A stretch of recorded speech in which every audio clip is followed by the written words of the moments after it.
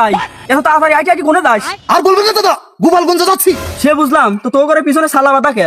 আর বলবেন না দাদা, গতবার একবার গিয়েছিলাম, আর্মি দাদারা বাইরে পিছন লাল করে দিয়েছিল।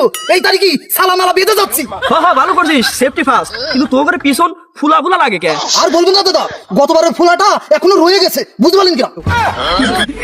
যাই হোক, তো গোপালগঞ্জ চিনিস তো? চিনি চিনি, আপনাকেও তো চিনাতে হবে না, আমরা এখন আছি।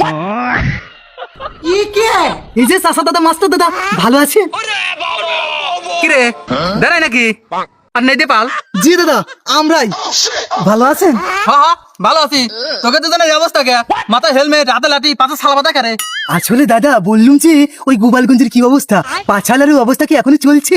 আমরা কি ঢুকবো না দেশে ফিরে চলে যাবো? বেদারাই সংস্কার চলমান, তুই যাস না, তুই গেলে তোরও সংস্কার করে দিবে নি।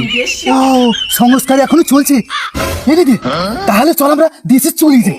দাদা বলছিলাম যে ওই জায়গায় গিয়ে কটা কচন খেয়ে ফোলাটা একটু কমিয়ে নিয়ে আসলে হয় না? এ শালা, তুই বেশি বুঝিস কে? ওখানে গেলে ফুলাতে ফুলাতে শালা ফাটিয়ে দেবে। বেদারাই তোরা তো নেগেটিভ কোনে যাই? আর বলবেন না দাদা, গোপালগঞ্জ যাচ্ছিলাম আমাদের দাদা দিয়ে সাহায্য করতে, যে কথা বললেন এখন আর যাওয়া মনে হয় হবে না দাদা, বুঝতে পারলেন না?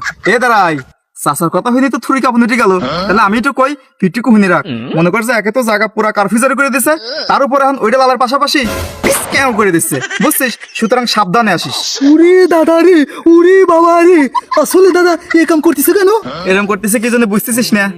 ওরা দেশটাকে অস্থিতিশীল করবে চাচ্ছে, মেলা ধৈর্য পরীক্ষা দিচ্ছে তারা। তারপরও ওরা যখন শোনে নাই, তারপরে এই সিদ্ধান্তে তারা আইছে, বুঝছিস? শোন, সবার আগে এই দেশটার ভালোবাসা লাগবি। এই প্রতিহিংসার রাজনীতি বাদ দে।